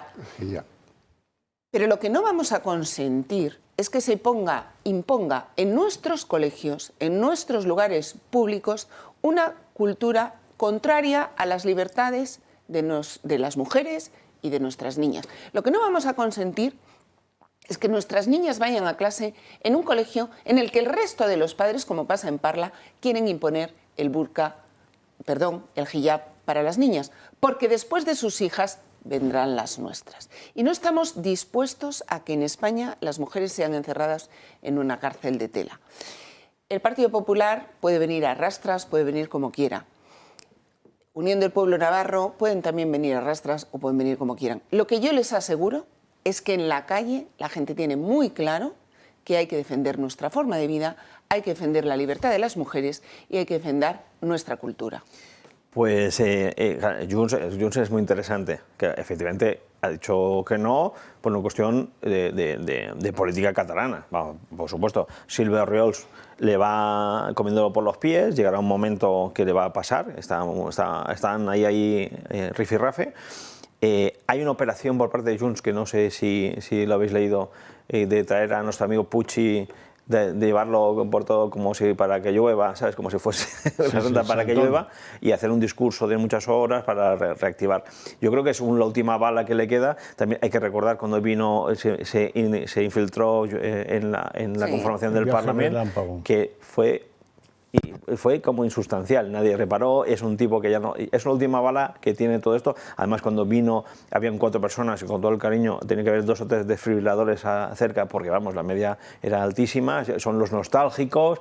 El problema que hay en Cataluña es que efectivamente Silvia Oriols está contra todo este recambio por inmigración musulmana, pero vaya por delante que para ellos no son catalanes tampoco el resto de ciudadanos catalanes que no comulgamos con esos postulados.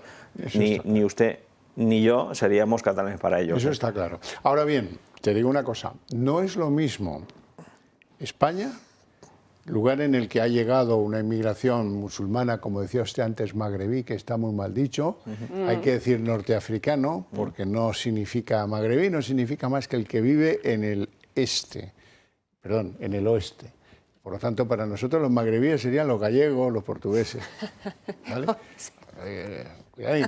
Bueno, entonces, ¿qué pasa? Pues que los catalanes sí decidieron que fueran los marroquíes allí. Mandaron a Ángel Colom y Colom a Marrakech a darse un festín de saunas no sé cómo y de juego en el Rix Café. Y venga a traer musulmanes. Y porque a Pujol le molestaba mucho que la inmigración fuera de América Latina, porque hablan el odiado idioma español. Pues oye, ahora recogen los vientos que ha sembrado. Sí, señor. ¿No? Bueno, no tenemos tiempo para más, eso sí, hay tiempo para que yo agradezca la presencia de mis invitados hoy y sobre todo sus opiniones, y a ustedes les tengo que agradecer, y no saben cómo, su interés y su paciencia. Pero tengo premio a la vuelta de publicidad. El día en 30 minutos.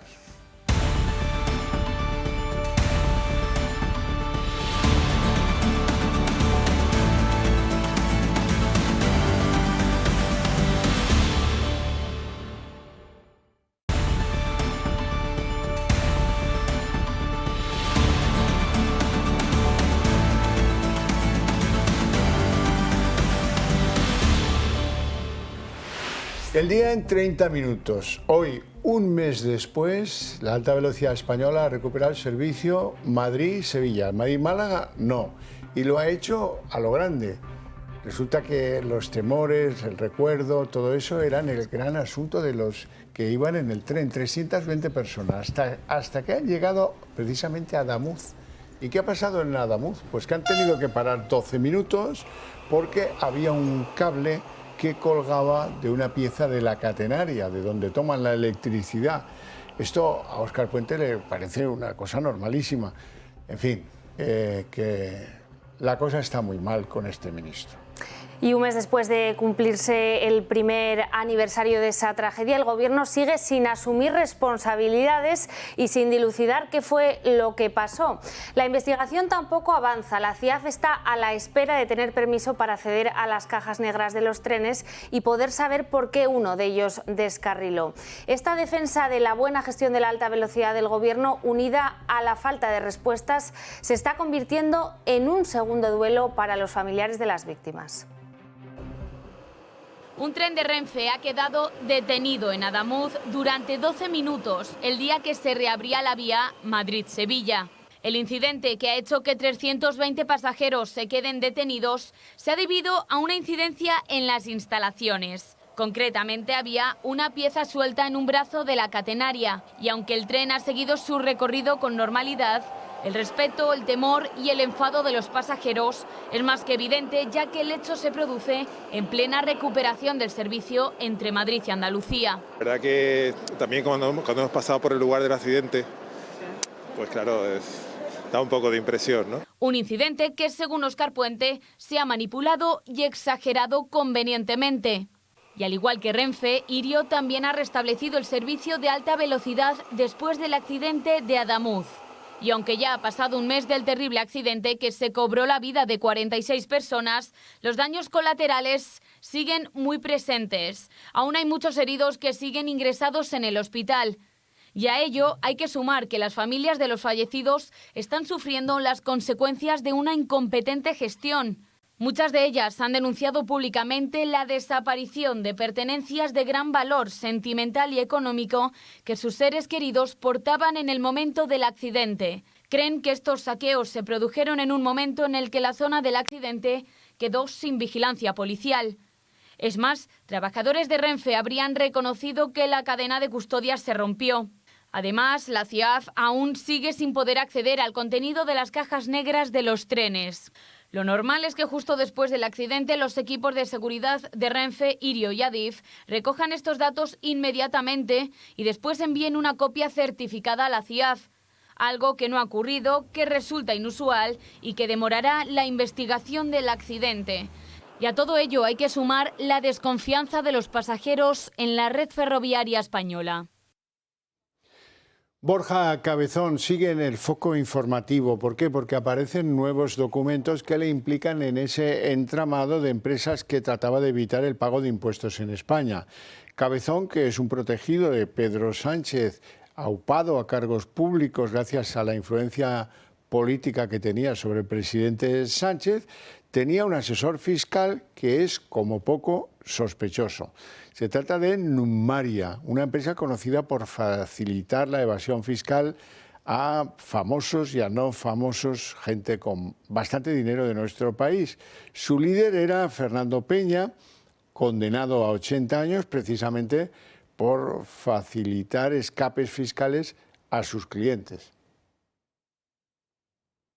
Este es el documento de Hacienda que acredita que Borja Cabezón estaba vinculado con un entramado mercantil ligado a Costa Rica diseñado para no pagar impuestos. En esta tabla de la agencia tributaria aparece el apellido de Cabezón junto con el nombre de la sociedad británica Glengrove Limited, la mercantil que usó para desviar los beneficios de su empresa española y pagar un 80% menos de impuestos. Los documentos que implican al protegido de Sánchez y que actualmente es adjunto a la Secretaría de Organización del PSOE fueron intervenidos por Hacienda y la UDEF, la Unidad de Delincuencia Económica y Fiscal de la Policía Nacional. En 2016, en Numaria, un despacho en Madrid especializado en asesoramiento tributario a estrellas y grandes fortunas, que dirigía el fiscalista Fernando Peña, que fue condenado a 80 años de cárcel por montar decenas de estructuras como la de Cabezón. Algunos de sus clientes fueron Ana Duato o Imanol Arias, que tuvieron que sentarse en el banquillo por defraudar a Hacienda.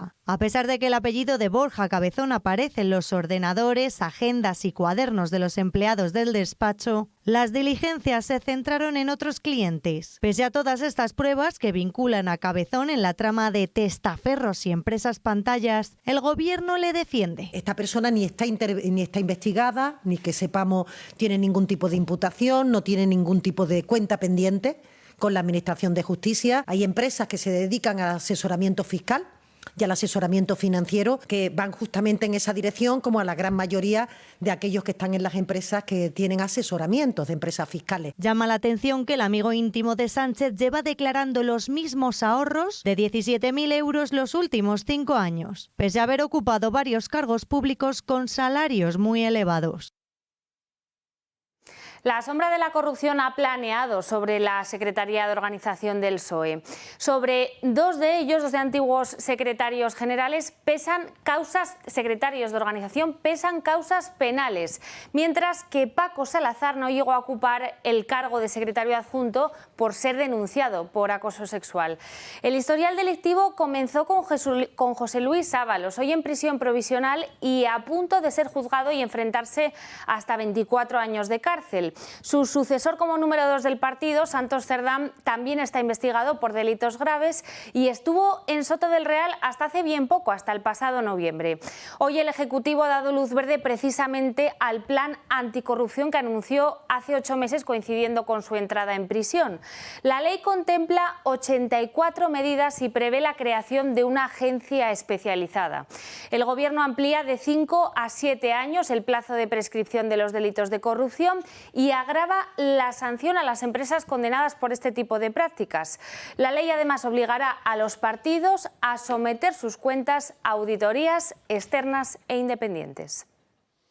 Hoy ha habido una celebración que tiene que ver con nuestra Constitución. ¿Por qué? Pues ha llegado a un punto en el que es la más longeva de la historia de España, lo cual tampoco es para presumir, porque significa que las constituciones aquí tienen poco arraigo.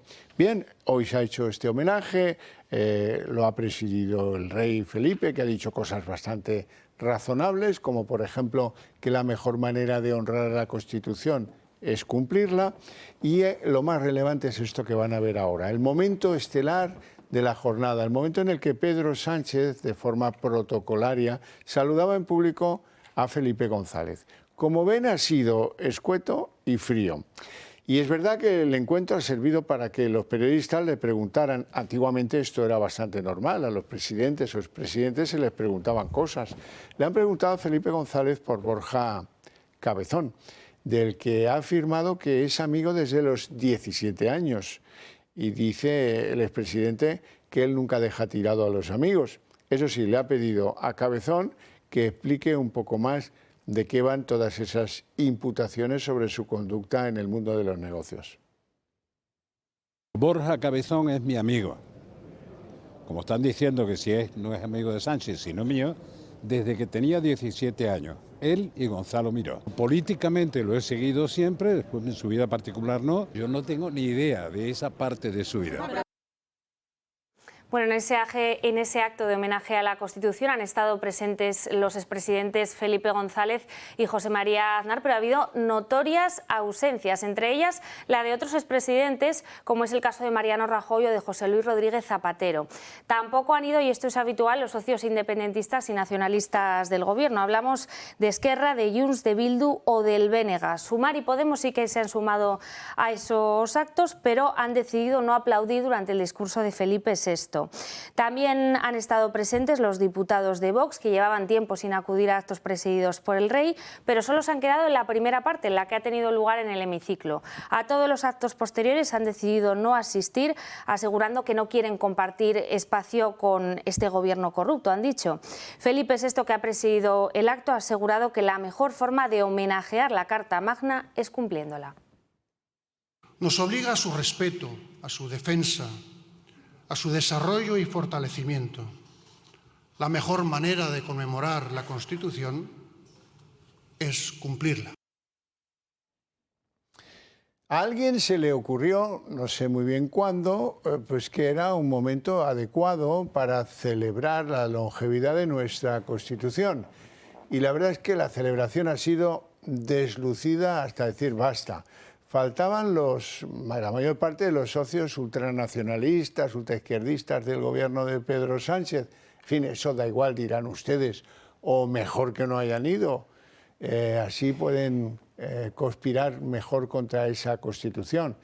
Los reyes han estado allí y Felipe VI lo resumía muy bien. Si quieres honrar a la Constitución, cúmplela. Aquí merece la pena ver que los grandes enemigos hoy de la Constitución están dentro del sistema y en muchas de las instituciones donde se están llevando perversas interpretaciones de los equilibrios constitucionales que nada tienen que ver con el consenso.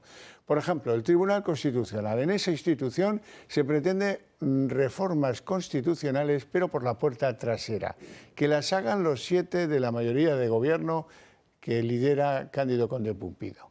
Lo veremos, no creo que tarde mucho, con una ley de huelga que agrade a los sindicatos hooligans de Pedro Sánchez, o lo veremos con la resolución del conflicto de la amnistía sobre la figura del fugado Puigdemont.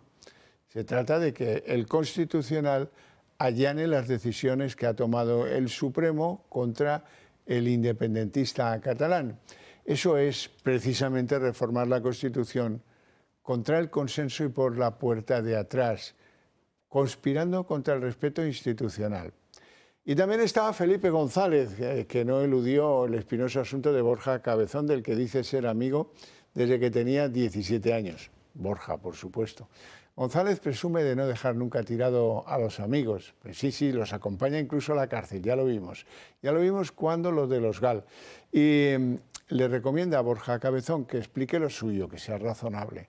Y eso es difícil porque resulta que usaba al mismo experto asesor de chanchullos por el que fueron, no precisamente muy bien tratados los de Cuéntame, Manola Arias, tal, ya se acordarán, ¿no? El jefe del despacho Numaria, condenado a 80 años de cárcel por prácticas como las que le ponía a disposición a su cliente Borja Cabezón. Pues nada, Borja, haz caso a Felipe y explícalo si puedes. Y el Congreso ha rechazado hace escasos minutos la propuesta de Vox para prohibir el burka y el niqab en espacios públicos. Los de Abascal se han quedado solos con el apoyo del Partido Popular después de que Junts rechazase la propuesta y registrase la suya propia. Los de Puigdemont creen que la propuesta de Vox está mal hecha y que no va a pasar ningún filtro europeo. Su ley, por el contrario, prohíbe, además del burka, los velos integrales en general y dicen responde a los valores que tienen en Cataluña. Aseguran que su ley, al contrario que la de Vox, sí va a pasar el filtro de la Unión Europea. El posicionamiento de Junts es clarísimo. Ni burka ni Vox. La ley de Vox no pasa ni un solo filtro europeo.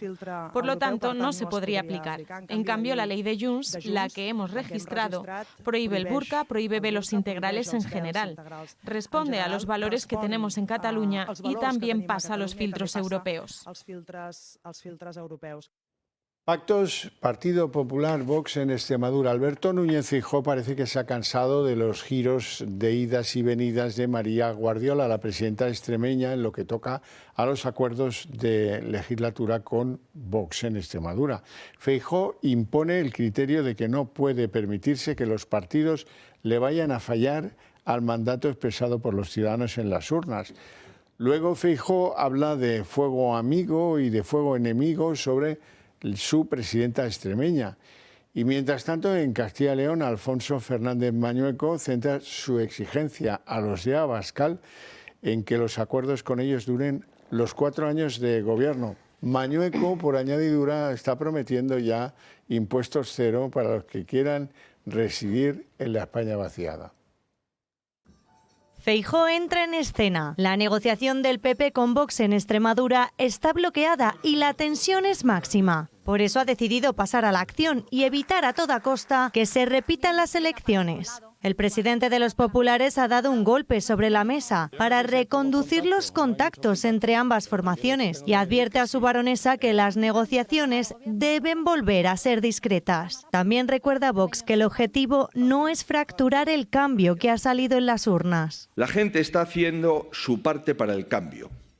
No podemos permitir que fallen los partidos. Nuestra obligación es ordenar la mayoría de cambio que ha salido de las urnas y no fracturarlo. María Guardiola cada vez está más afectada. Fuentes de su entorno lamentan que la dirección de Génova no la está ayudando y que la dirigente popular recibe fuego amigo y enemigo. Desde Vox critican los bandazos y el espectáculo de Guardiola, pero insisten en llegar a un acuerdo que mantenga sus políticas intactas. No sabemos realmente qué es lo que piensa María Guardiola, porque un día dice una cosa, otro día dice otra, que da esos bandazos, ¿no? Nosotros lo que queremos es poder llegar a un acuerdo con todas esas medidas que ustedes ya conocen sobradamente, que todo el mundo conoce, que es lo que Vox pone encima de la mesa. Entre tanto, con los gobiernos de Extremadura y Aragón aún en el aire, la mirada ya está fija en las elecciones de Castilla y León el 15 de marzo. Mañueco apuesta por un gobierno en solitario, pero se abre a gobernar con Vox y pide un pacto de 4 años. Pero en cualquier caso exigiremos que se cumpla esos 4 años, que haya estabilidad. Además ha anunciado que si es reelegido como presidente, no tendrán que pagar impuestos los que quieran vivir y emprender en el medio rural. Vamos a aplicar una política fiscal de impuestos cero en el medio rural para la transmisión de vivienda, para la adquisición de un local para abrir un negocio o también para transmitir las explotaciones agrarias prioritarias. Y es noticia de última hora, el director adjunto operativo de la Policía Nacional, José Ángel González, ha dimitido de su cargo después de que un juzgado haya abierto una investigación por una denuncia de violación de una subordinada. Los hechos habrían tenido lugar en la vivienda oficial del DAO en abril del año pasado. Ambos, tanto él como su subordinada, mantuvieron en el pasado una relación sentimental y, según relata la denunciante, él se obsesionó con ella hasta el punto de acosarla. Ese día, José Ángel González la invitó a subir a su vivienda y, pese al rechazo de ella, la agredió con penetración, causándole lesiones. La mujer le atribuye además los delitos de coacciones, lesiones psíquicas y malversación de caudales públicos. La víctima, según relata, habría seguido sufriendo coacciones después de la agresión e invitándola, entre él y otros relacionados, a que no denunciara lo sucedido. Incluso se le llegó a ofrecer un destino diferente a cambio de su silencio. Y en la página internacional, Irán y Estados Unidos han retomado sus conversaciones en Ginebra, con una participación, él dice que indirecta, de Donald Trump, mientras en Teherán el ayatolá Ali Khamenei amenaza con hundir el portaaviones estadounidense que navega frente a las costas iraníes. Un tono muy crispado, el de Khamenei, que contrasta con que se pueda facilitar desde el régimen de Teherán esa toma de contacto y de relación con Estados Unidos. Bueno, y en sociedad, pues terrible convulsión en Manlleu, donde 5 jóvenes murieron anoche en un incendio en un trastero en lo alto de un bloque de pisos, precisamente ese que ven ahí en pantalla. Usaban el local como un punto de encuentro y no se sabe qué hacían allí cuando se produjo el fuego. Se sabe que eran compañeros de instituto, en su mayor parte, aunque no se descarta que alguno de ellos pues no fuera a la clase. De los fallecidos, 4 sí iban juntos al mismo instituto. Son chicos entre 14 y 17 años. La verdad es que hay una tremenda convulsión en Manlleu y en la comarca por este fallecimiento. Bueno, qué duro es querer una vivienda oficial y no tenerla. Así es, Horcajo. Normalmente estamos acostumbrados a ver colas para conciertos o para comprar décimos de lotería, pero esto seguro que ustedes no lo veían venir. Hasta 3 días durmiendo al raso estuvieron estas personas que están viendo en Alcira, en Valencia, para hacerse con una vivienda de protección oficial. Esperaban la cola para poder acceder a una agencia que vende este tipo de viviendas por orden de llegada. Algunos de ellos llegaron incluso a pedirse un permiso de trabajo para poder estar en esa cola y hacerse con ese piso. La agencia ofrece 123 viviendas a los primeros en llegar. El piso al que han tenido acceso algunos de los presentes cuesta 130.000 euros más IVA. Surrealista. Bueno, pues hasta aquí el día en 30 minutos. Les deseamos una feliz noche a todos, especialmente a aquellos que continúen con la señal del Toro Televisión. Y les dejamos con Sandro Meco como cada noche. Hasta mañana.